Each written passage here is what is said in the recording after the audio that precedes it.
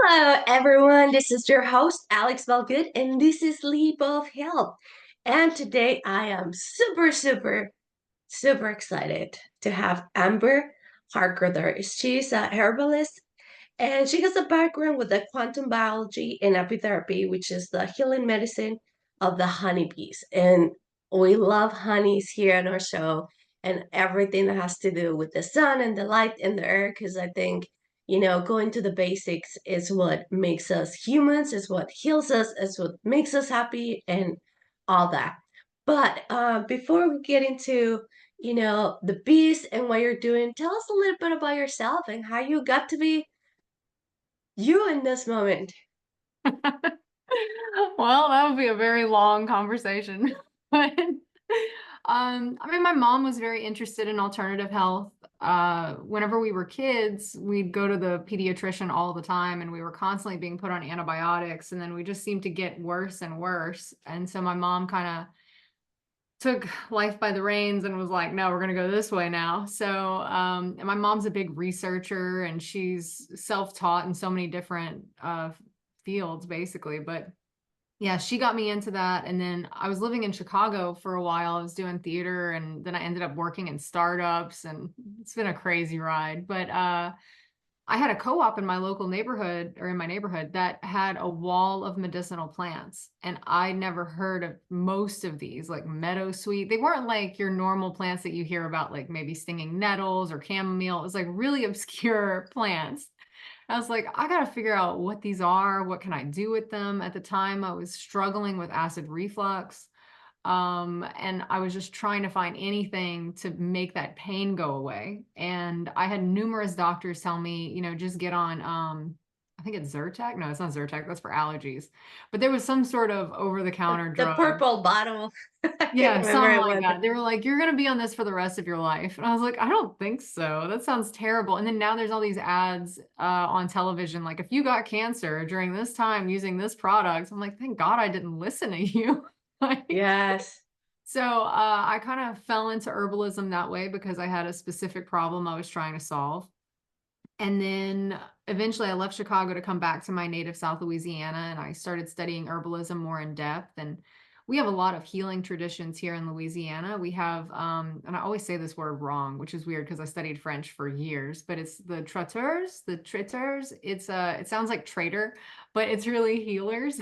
And if you know anything about South Louisiana history, we came from a certain region in France. We went to Nova Scotia area, which was called Acadie, and our people lived there for about 150 years. And then the British decided they wanted our land, so they killed most of us, and then the rest were kind of spread out like feathers in the wind. A good chunk ended up in South Louisiana because they figured, oh, there's French people here. Totally different type of French people. So the Cajuns and the French Creoles have like next to nothing in common. So we got here and the fancy French people in New Orleans were like, no, no, no, you can't be here. So we got sent off to the swamps. Our whole culture kind of came from. Nice. Yeah, but when we were living in Nova Scotia, we actually started like Cajuns started marrying into the first people, like First Nations tribe and the indigenous tribes in that region. And there's a lot of stories about how some of these, and they were called Acadians at the time, married into these tribes and then like they became shamans themselves and got into like mystical plant medicine. And then that came back down to South Louisiana. So we have this mystical undertone here of faith healing, plant healing. And it's gotten to a point now where it has to be passed down from an elder to like a younger person, and it's usually in your bloodline. But a lot of the elders started dying and they didn't pass it on. So now there's like this resurgence of young people in South Louisiana trying to bring it back. And the direction I went, oddly enough, was through California. And I started studying intuitive or shamanic herbalism with Marysia Marinowska, who's Polish. So we got all kinds of nationalities going on here. But there's a lot of similarities between like Eastern Europeans and I think the Cajuns. Like I love everything European. And so I studied with her for 2 years and I got certified in holistic herbalism.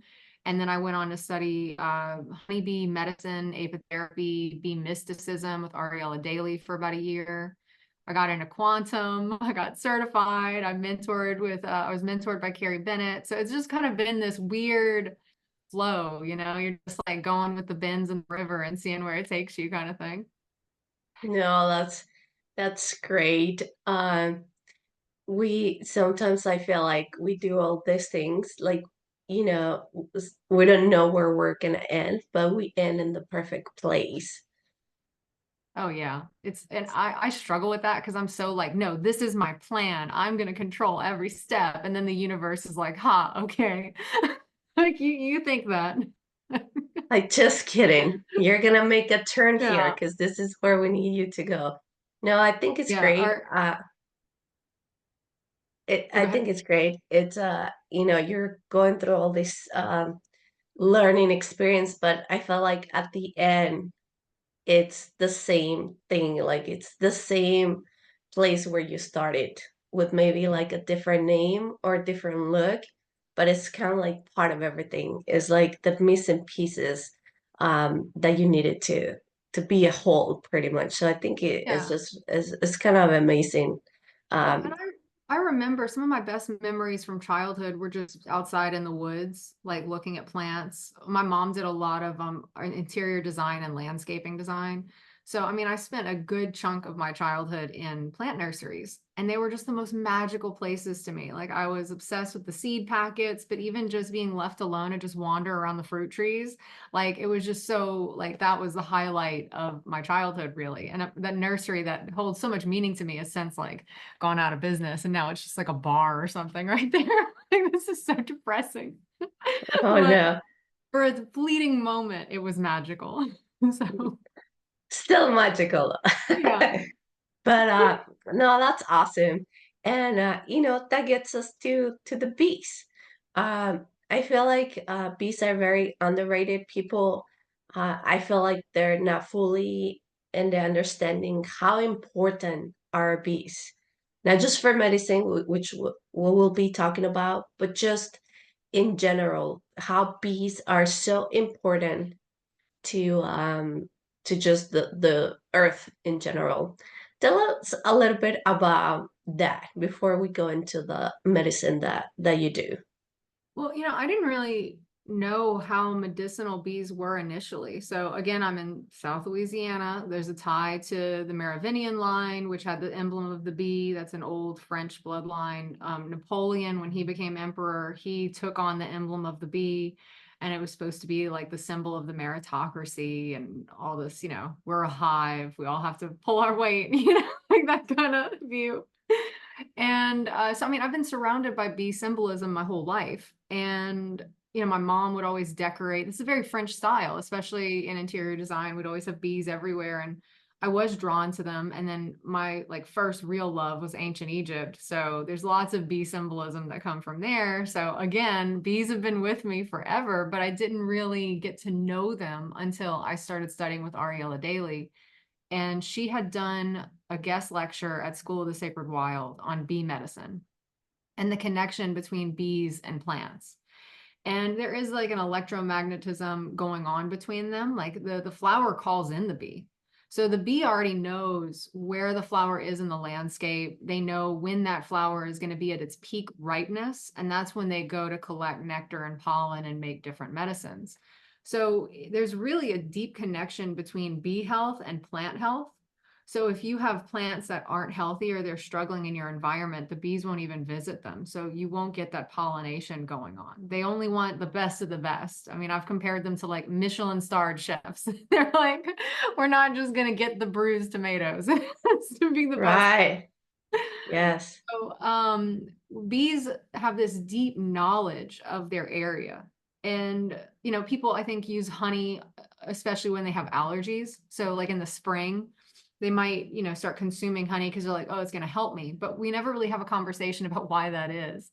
So when you look at a honeycomb of a bee, they are actually logging like a library within each little cell in that comb. Like these are the plants we harvested today. This was like it's like books lined up. Like this was this date at this time and this plant. They don't mix it all together. But when we harvest our honey, whether you're doing like almost like a centrifuge, like spinning method to get it out, or you're crushing the wax to get the honey out, we're mixing that library all together. So we're getting like the remix. But bees know exactly like, oh, I'm feeling under the weather right now. I need that pollen, or excuse me, I need that honey we made from the nectar of nettles or from, some other medicinal plant. Maybe it's mullein flowers. So the bee is kind of like the original herbalist, and then they go to that specific cell in the comb and they're like, oh yeah, here's the mullein honey. And they'll eat that and it helps with their immune system. But the other similarity between bees and humans is their gut health is so important. And let me tell you, I had food poisoning recently. You learn pretty quick. If you don't have your gut health, you have nothing. Like, Yes. it's pretty humbling. Don't eat bad rice. So Please but don't. yeah, but the bees themselves, and this is a problem that's happening with a lot of conventionally kept hives, they're being fed sugar water instead of honey. So some beekeepers will just take all of their honey. So they don't get the food that's got all the energetics and nutrients that they actually worked really hard to produce. Instead, they're getting the sugar water, which degrades their gut bacteria.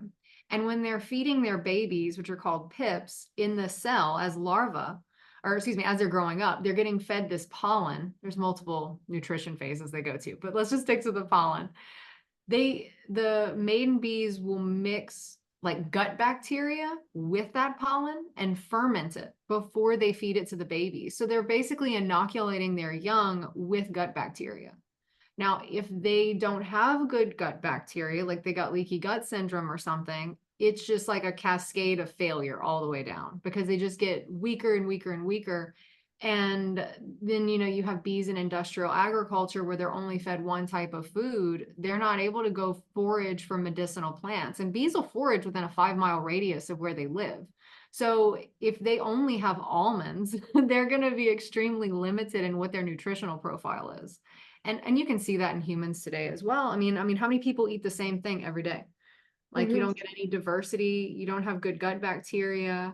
Some people might lean really heavily on products like kombucha, but kombucha can cause digestive plaque that'll then block you from absorbing nutrients in your diet. So it's kind of like we really need to look at bacteria not as the enemy, but as a friend. And if you lean very heavily on like hand sanitizer or, Lysol and bleach, and you're constantly sanitizing everything, you're killing good bacteria too. So that's when, you need like fermented foods, kind of like the bees do. Mhm. So it's kind of, you've got to have that balance with even the things that you maybe don't want to think about.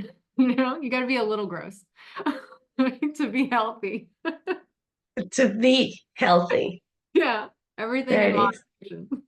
So, No, no, this is great. Like, yeah, a few episodes back we were talking about fermented food and which I thought it was hilarious. This expert was telling us like which is great, but you're not supposed to drink the whole bottle. You need it in a very small dosage, pretty much. The people buy like bottle, big carboys and they're like guzzling yeah, I mean that. it's great. It tastes great. It's amazing. Hmm. I love it. I make my own kombucha, but I can see how much sugar it has. And usually you need sugar to make kombucha. And so people that are trying to be healthy, they're like, well, I cannot drink all this liter of Coke because I love soda. I'm gonna go for a alternative that they said this is healthy. So I'm just gonna drink the whole thing. And Yeah. so we're talking about that, it has to be in moderations because yet it's healthy. You don't want to eat like 10, 20 servings of it at once. You could do it like once every other day or twice a week. And then you have to, as you said, you have to have a variety of things. Hmm. If you want to have fermented things, because we do need that for our gut, you could mix it up. One day you have kombucha, the other day you have sauerkraut or kimchi or any Hmm. other fermented food because that's what your gut needs. It needs different fermented bacteria from different things. So I think, nature and us, we're so connected in that way. Yeah. And I mean, that just goes, and I'm not picking on kombucha. I like kombucha too. I You know, love it just, kombucha. I mean, I but I make mean, it. I'm not drinking gallons of it a day. And I know people who do that. And they do kind of use it like a soda replacement. And it's like, yes, maybe it's a little bit better than aspartame, but you can cause even more gut imbalances, I think is the point. And I mean, I studied fermentation with Sandor Katz, and I started out with his books actually. And I ended up getting to do like a great workshop with him in St. Francisville at Bayou Sarah Farms, and that was fabulous. And then someone there introduced me to the works of Pascal Bauder, and he does a lot of like wild foraging, and he makes like Mm. beers and vinegars and cheeses and all this crazy shit. And it's just like his books are amazing. I bought all of them and just devoured them. And he had this one fermented salsa recipe that now he has ruined me for any other type of salsa. It's like this is the best. So I This mean, is it. yeah, and especially as someone who forages already for wild weeds, I'm always looking for more ways to incorporate them into my diet. That way, it's not that like I'm leaning so heavily on one plant all the time. It's more like I get a little bit of this and a little bit of that, and they all have different mineral profiles and they all have different medicinal qualities. And you want to incorporate a lot of different tastes and flavors into your diet. So, I mean, there's bitter, there's sweet, and sweet doesn't necessarily mean sugar. It just means that that plant or that food has like a sweeter profile than like salty, you know? Right. There's acrid, which is more astringent, which tones the tissues. I mean, there's resinous. So pine resin you can incorporate into things, or just pine needles. I mean, there's a lot of different tastes and flavors that I think in modern life, everything is about being convenient. And when it's convenient, it's not necessarily, it doesn't have that umami flavor. It's going to be just kind of one note. And I think Hmm. that the best health comes from having like multiple notes. You want an orchestra or a symphony of flavors in your life. You don't want to just be, with the strings or or the tuba. Yeah, exactly. And it's almost like, for people that obviously are not going outside, like yourself or others that they're like looking for herbs and mushrooms and wild fruits and berries and things like that. I think maybe starting with just the season. Because I Yeah. think if people will eat with the season, they will have a lot of benefits from it. Because as you said, we're not supposed to eat like watermelon all year long. You know, it's very accessible, as you said, but it's not something that's really gonna be super beneficial to us if we do it that often. That's why watermelon doesn't grow, where you live all year long. Well, it also kind of, when I see the farmers who are selling watermelon on the side of the road, especially in Texas, because we were talking about Texas earlier, Yeah. I get so excited. I'm like, oh yes. And then they have like the yellow watermelon, which is like a watermelon and a pineapple had a baby. It's so good. And I Yes. get ridiculously excited over watermelon season because any other time of the year, it's like bland, grainy. It doesn't have like it's never going to be as sweet, but even like the outer parts of the watermelon closer to the rind that aren't as sweet as the center, like when it's in season, that has an amazing flavor profile.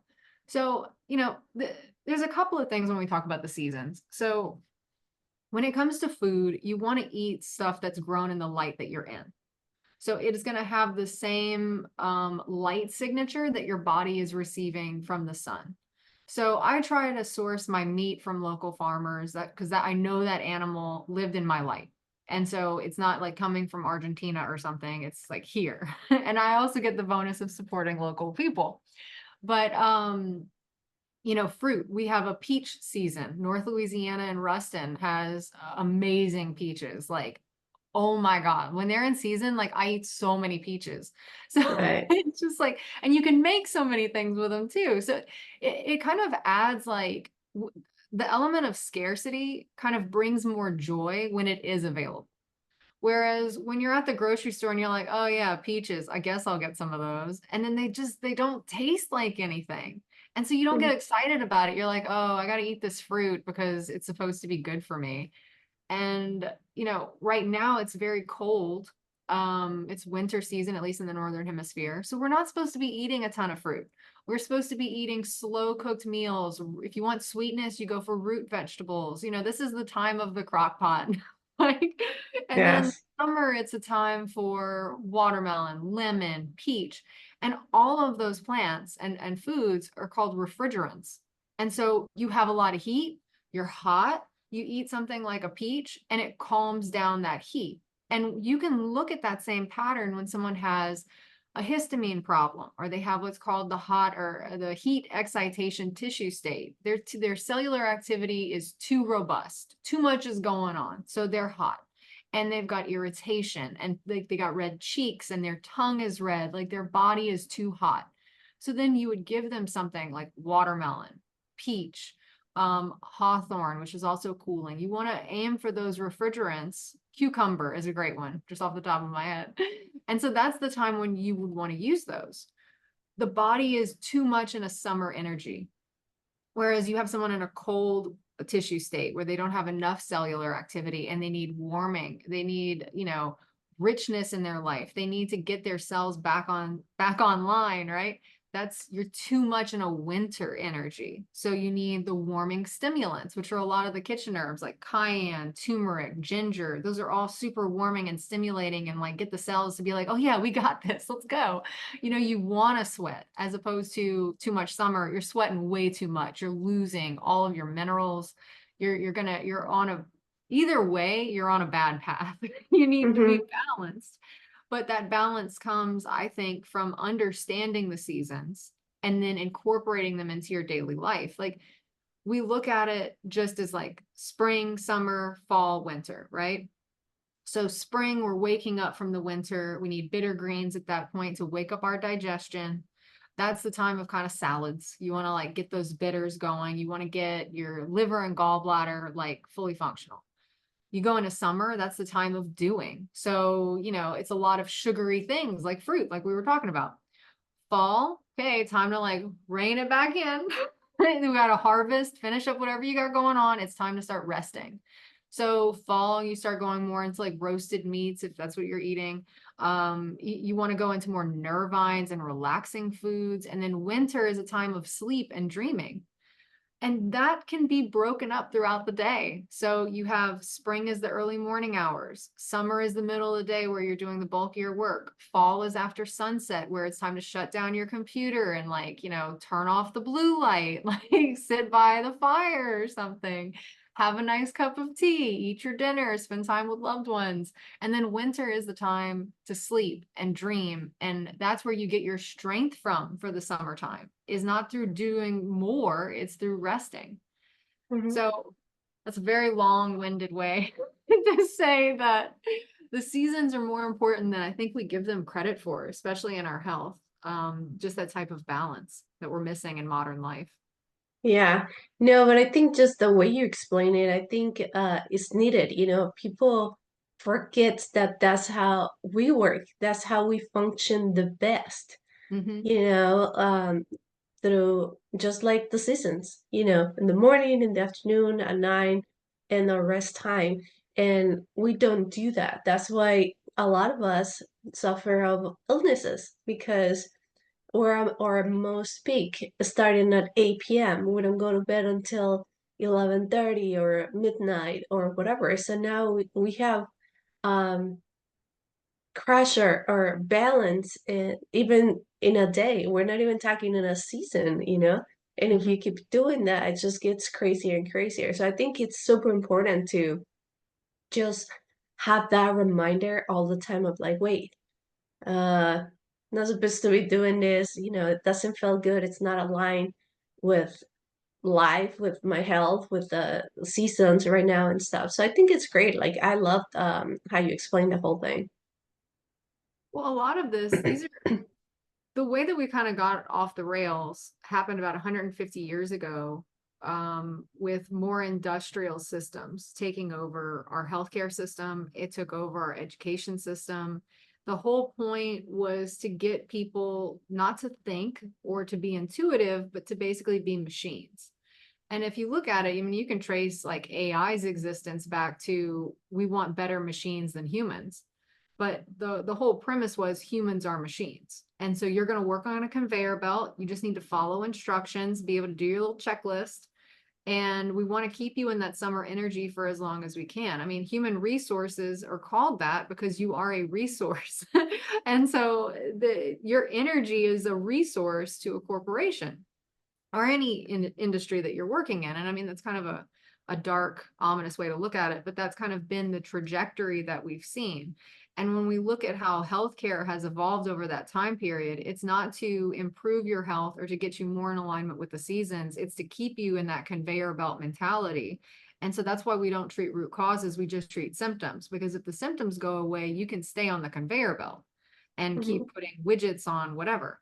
And so it's just kind of like you end up with this health deficit, and then people retire in their 60s. I mean, now, I mean, with the way that the financial world is, it's probably not happening as much. But the value of your dollar is going down, but they're still using the same amount of energy from you as a resource. And then your health suffers, and then you end up retiring and you've got like 3 different types of cancer or an autoimmune disease, or you've got, all kinds of health problems, diabetes, blood clots, whatever it is.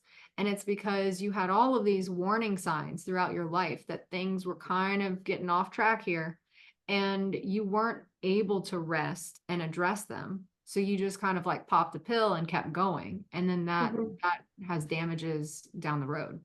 Mhm. Yeah, just definitely, that reminder that our health is the best thing we have, and the only thing that will keep us from, staying here in this earth for a long time. So definitely, just keep thinking about it and know what you want. Priorities is how you're gonna get your health back if you're in that situation. And going back to the bees, Yeah. what are some of the things that you have done for your clients or that you have learned that the bees um, um, you can create medicine? I know I went down to the Yucatan Peninsula last year, and I went to this Mayan sanctuary where they use the bee to heal the eyes and to heal a lot of other things. But I never heard of grabbing some honey and put it on your eyeballs. I thought it was so crazy, but then I start looking into that, and it's like a very common thing to do. What are some of the things that you have found out on your learning experience and all this that you were like, wow, can we do that with honey? So I have heard about putting honey in the eye, and I haven't done it because I was like, do you dilute it? Like, how do you do that? You do. I did Okay. ask the guy, and he goes like, yes. So pretty much in the Yucatan Peninsula, there's six types of bees that they're not in any other part of the world. They're like, I guess they call it Mayan bees. They're a very specific type of it, and only woman can handle it. If a man from the village comes and try to help, they all die. So they find that I guess the essence of the man, the bees don't like. They like it more like a calm and I guess nurtured essence or something like that. So they have found out for years now that woman is the one that keeps the bees, and does the whole thing, like all the products and all these things. So yeah, so he was explaining me like, yes, you do that for, I guess they use it to treat glaucoma specifically and like other eye things. And I thought that was crazy. I'm like, people have surgeries for this now. It's like, yeah, well, for many, many years, like, for hundreds of years, because Mayan culture has been there for a long, long time, and it's been passed down to generation to generation. He's like, we've been using honey. And yes, they take a couple of drops of honey and you dilute it with a couple of spring water or something like that. But yeah, you don't put honey directly into your eye because that will probably sting a lot. That's what he told me. Never tried it, but I thought it was super interesting. I am really interested in that. I haven't experimented with it yet because I mean, who's going to sign up for that? But I one of the things that okay, so I have used propolis and honey in a lot of different ways to treat different ailments. I mean, propolis by itself is a fabulous medicine.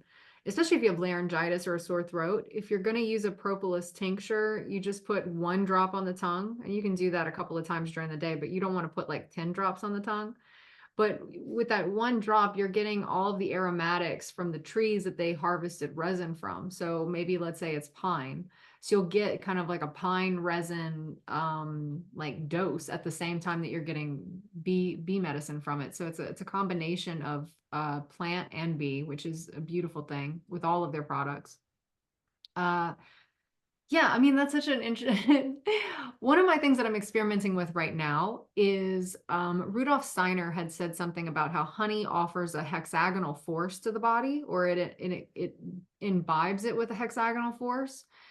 I'm really interested in structured water and the geometrical shapes that water makes, especially in the cell, and how those geometrical formations actually dictate our health. So the water and the structures that it makes within the cell determine which proteins are folded or unfolded, or if you've got misfiring proteins with a bunch of different diseases. I think MS is one of them. Can honey be a remedy for that? So honey, according to Steiner, gives you that hexagonal force because everything about the bee is within the shape of the hexagon. They see in hexagons, they make their comb in a hexagon, like everything is around that structure. And originally with Jared Pollack's book, The Fourth Phase of Water, he was talking about how structured water within the body were layers of these hexagonal sheets. Now, Carrie Bennett had mentioned something recently that there's new research that came out that said it isn't necessarily honeycomb shaped or hexagonal shaped, but there's still that energetics, the energetics of I want to form structure. And Mhm. within the hive, they are constantly forming structure. When you look at how they use propolis within the hive, it's to direct moisture in different ways. Like they don't want like a damp stagnation in their hive. They want to direct water to where it to so that it can leave, or they can have drinking water in a certain area. When you have someone who's got a lot of edema and they've got damp stagnation in their tissues, I'm experimenting with using propolis so that the energetics of redirecting water can potentially work on their cellular energetics and help them remove that stagnation. If they have a dry tissue state, they don't have enough water, they've got damp relaxation, which means they're just losing water constantly. They don't have enough structure. I'm experimenting with honey medicine to fix that. And one of the key ways that I'm working with it right now is through electuaries. Now, people have different ways of making their electuaries. The way that I make them is 6 teaspoons of a powdered herb that I sift into 1 cup of raw honey. And then I'll stir that into the honey. And then from there, I usually let it sit 8 to 12 hours covered just to let the herb infuse into the honey. And then I'll stir it again, put it into a jar, and then that's what I give the client. And they'll do like 1 to 3 teaspoons of it a day. Some of them like to put it in their coffee in the morning. So you're getting plant material with a plant that's recommended for your specific tissue state, plus you're getting the hexagonal force from the raw honey.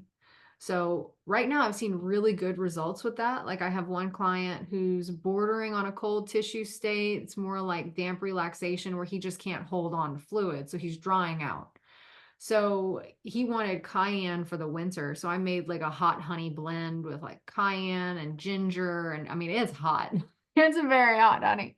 But for that, we ended up doing 3 teaspoons per 1 cup, and he's loved it. He in the winter he just was suffering so much because he was so cold, and now Mhm. it's like he's sweating, which is great. You always want to be able to sweat. He hadn't been able to sweat for a long time, so we're opening up those channels of elimination. But he's also been feeling significantly better, and it's like, is it the honey? Is it the cayenne? Is it the combination? That's kind of the experiments I got going on. So. No, that's great.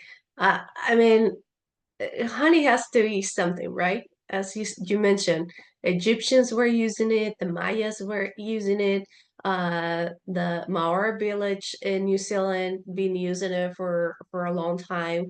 They use the Manuka honey and like all these type of honeys.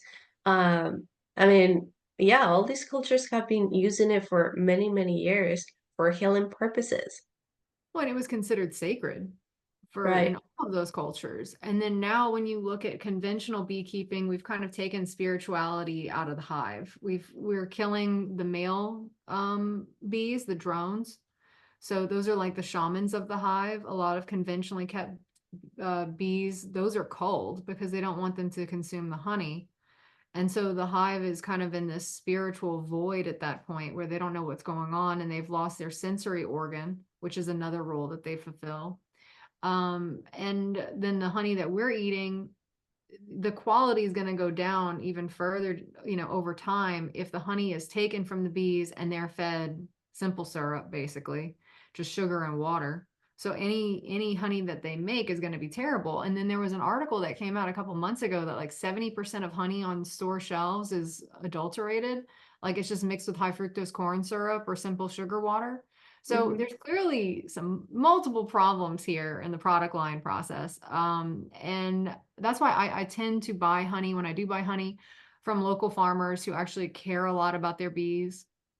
And they might not necessarily be bee-centric beekeepers, which are those that don't treat with chemicals. They're trying to keep their bees in the most natural way possible. But at least I know I'm getting a better product than some mass-produced false honey. I don't even know what to call it. But Yeah.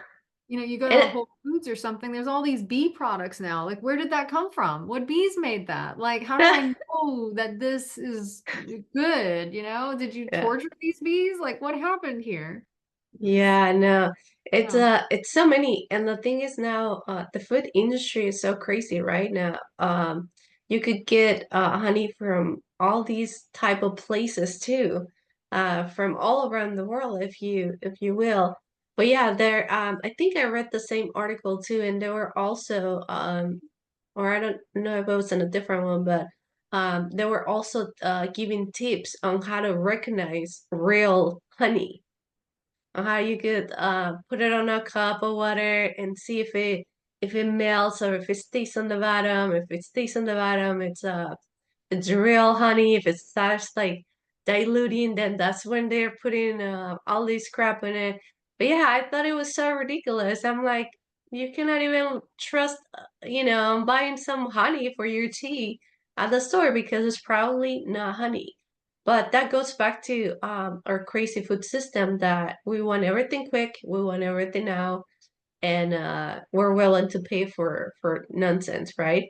yeah, As we were saying with the seasons and stuff, buy from the farmers markets because they're gonna give you what's in season. And also too, most likely, you'll find someone that sells honey at the farmers market because hmm, you know they also work with the small farms and stuff like that. So I think buying local is the best way to find better quality I'm products. in a weird position because I treat a number of clients with bee products, so I'll buy honey like by the gallon. So Yes. I got these big jugs of honey. But I've managed to make some good relationships locally with beekeepers who maybe we aren't in complete alignment with how we view beekeeping, but it's a better option than just going and getting whatever's on the shelf at the grocery store. And even propolis. So this is a really intriguing situation because the majority of conventional beekeepers, they're actually breeding bees so that they're less likely to produce propolis. So No. propolis is this resin that they have, and we've already discussed how they use it as a water management system, but it's also how they manage to maintain warmth in their hive during the winter. They use this like waxy resin to like blockade the walls of the hive to keep warmth. And if you keep in mind that bees aren't meant to live in little wooden boxes, they live in trees, which have considerably more insulation. You look at these little boxes that they have, they're freezing. And they're like, oh, we lost so many bees this winter. I'm like, yeah, they froze to death. Like, Right. I mean, it's normal for bees to die in the winter. That's totally fair, but you're seeing larger and larger percentages of the hive that are dying because they don't have insulation.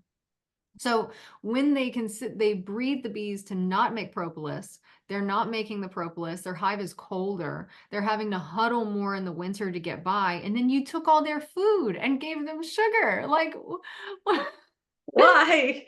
How did we fall from like the most sacred creature and like the tears of the sun to now it's like this horrible barbaric industrial beast system? And there's Yeah. good people who work in the system. I'm not like bashing them, but it's just kind of, Yeah. there's a whole educational system at that point that has to be restructured, and that's going to be Yeah. a long journey there. But I think people are more aware now. But yeah. Yeah, I mean, the more we educate everyone before, the more we talk about it and the importance of bees and how we need to treat them this way and how we're not supposed to feed them sugar water because it's just like not good for anyone, not good for them, not good for their offspring, not good for us. Hmm. So, I think it's just about education and not just be like, well, it's just bees. Yeah. It's a whole mindset and cultural thing. That's, as you said before, bees were sacred because they understood the whole thing. It symbolized something for all these cultures, but for us, we come to this world, to this modern life times where we're hooked to a computer, and as you said, we're that person at the assembly line, just like, okay, I'm gonna do this forever for my whole life. So it's all this, things. We're connected to more information than ever before in the history of mankind. But Yeah, because of the way that technology is structured, the algorithms aren't necessarily connecting you with valuable information. A lot of our social media companies, they exist to turn a profit. Same with, your search engines. And so they're not necessarily going to direct you to information that's going to help you heal yourself on the cheap. It's like at all. they're going to prioritize whoever's paying them ad dollars. So, and then whoever threatens that advertising money, they're going to censor and silence. And those are different lawsuits that are going on right now. But, even if you want to become healthy today and you go on Google or you go search in whatever search engine you're using, you might not find what you're looking for because the words that you're using aren't clicking with what you're actually seeking. So, it becomes we have there's so much information that we're equally blind as when we didn't have information. It's Mhm. too much, it's overwhelming. And so it's very difficult to find sources of valuable information that can actually help you make wise choices. And that's why I think that trust right now is the greatest asset any, I hate to say thought leader, but you Mhm. to be able to be someone who's trustworthy and that you can Yeah, trust for valuable information that is, applicable in your day-to-day life. I think that's like the rarest thing right now because there's so many people vying for your attention. It's like, who can you trust? Like, to go back to propolis, I go to the grocery store, all of a sudden there's been this explosion of propolis products. Where did this propolis come from? Was it made in a lab? Did bees actually make it? No two pieces of no two propolis like sets from hives will ever be the same because it's made by different bees at different times from different plants. And so there's so right. much diversity in it. You can't scale that kind of diversity. So where is this coming from? And if you're breeding conventional bees so they're not producing propolis, that just makes the question even more daunting. Like, how? How did you mass Yeah. produce this? It's a lot of things to discover right there. But yeah, I think just uh what we need is literally educate ourselves a little bit more.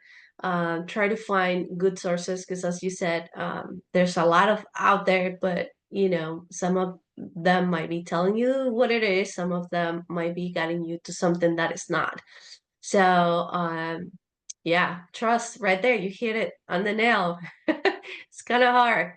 Yeah. And So, I understand, and I have a busy life too. And I have friends that have homesteads and they raise all their own animals and their own yeah, food, grow their own food. That's not feasible for everyone. Some people live in major cities and you might be able to grow like some thyme or rosemary on your kitchen cabinet, but that's that's about it. it. And so you do have to trust these systems to a degree, and these systems are not looking out for your best interests. So then what do you do? And that's when we can use the internet to connect with like-minded people who are actually really passionate about these things and doing the work. And the best thing that we can do is actually go out and support those individuals as opposed to the industrial system that's kind of bringing us on this downward spiral to being unhealthy. Yeah, for sure. Yeah. Uh, just a lot sometimes to take, right? It's like, Yeah. oh, what do we do?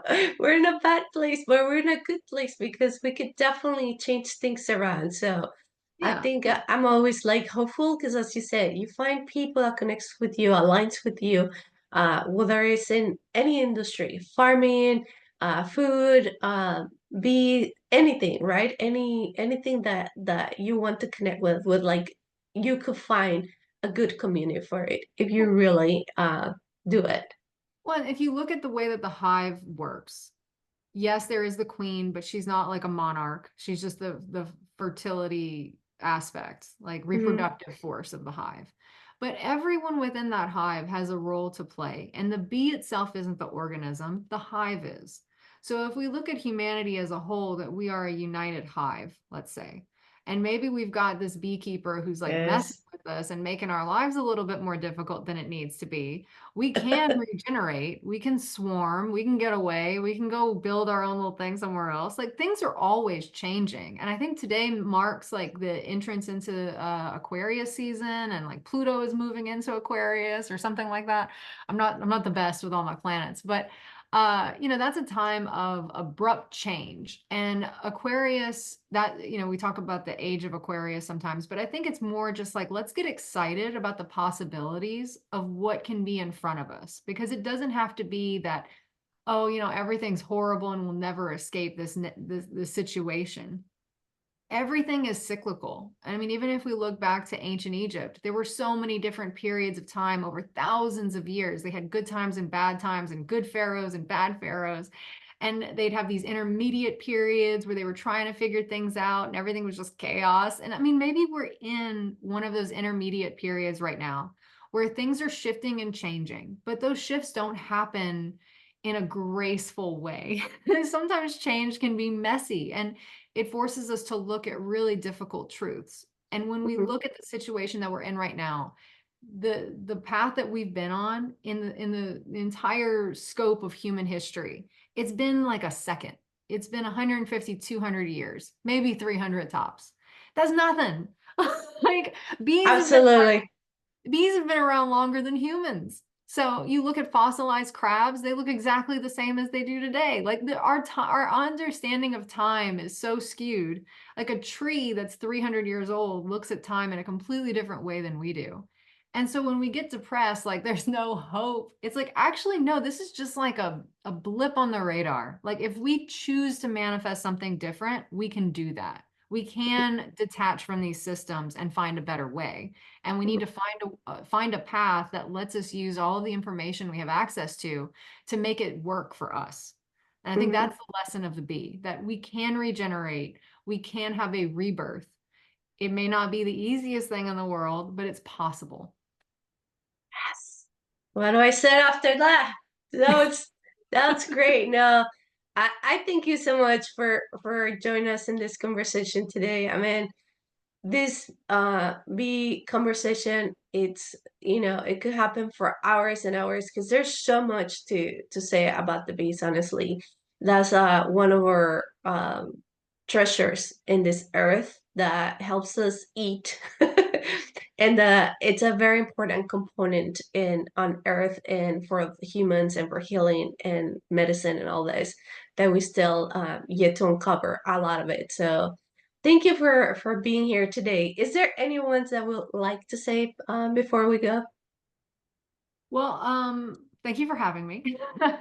And I do believe that if we use a code, your readers can get a 10% discount on my tongue evaluation guide. So if you go to amberhargroder.com, I do have this robust PDF to help you evaluate what's going on with your cellular health and the water within your body. It's like a 94-page guide with all kinds of different ways that you can read your tongue to see, what your hydration levels are, how your organs are doing. It's just a nice little way, like in the morning, to look at your tongue and do like a checkup on your own to kind of see like, oh, where's my health today? And what plants do I maybe need to consider, playing around with for a time. So, No, that's awesome. I will definitely put all that information in the show notes. And if anyone wants to get in touch with you, where can they find you? Yeah, so it's amberhargroder.com. And then I'm on Instagram as well at Amber Hargroder. I do a lot of reels, or I'm starting to do a lot of reels on plant medicine. So you can see how easy it is to make plant medicine yourself or to work with honey. Those have been a lot of my videos, is honey stuff. But it's also, if you want to learn more about tissue states, I have a webinar available called Think Like an Herbalist. It's like a 2-hour introduction into everything tissue states. And it also goes into bee medicines that correspond with each one, whether that's like pollen, propolis, wax, or even the hum of the hive, which unfortunately we didn't have time to get into today. But all of that's available on my website, so you can go check that out. Yay. For anyone that has any more questions for you, we will put all the show notes there so we can get all those questions answered. And if they want to get some of your stuff or see what you're doing, we will definitely put all your links there. For anybody that wants to know more about my show, you can find me on alexbalgood.com. If you want to buy my book, you can also find it on Amazon's and Barnes and Nobles. It's called Parents Are Greatest Teachers. Let's connect. Let's keep talking about this bee thing that is so important. Send us an email or message if you want. If you want to know more about this, it's so important. Let's keep educating ourselves. Let's keep talking about it. Thank you, everyone, for being here. Thank you, Amber, for all this information. We will definitely love to have you back. So hopefully we will. Thank you, everyone, for listening. And please do have an amazing and blessed day.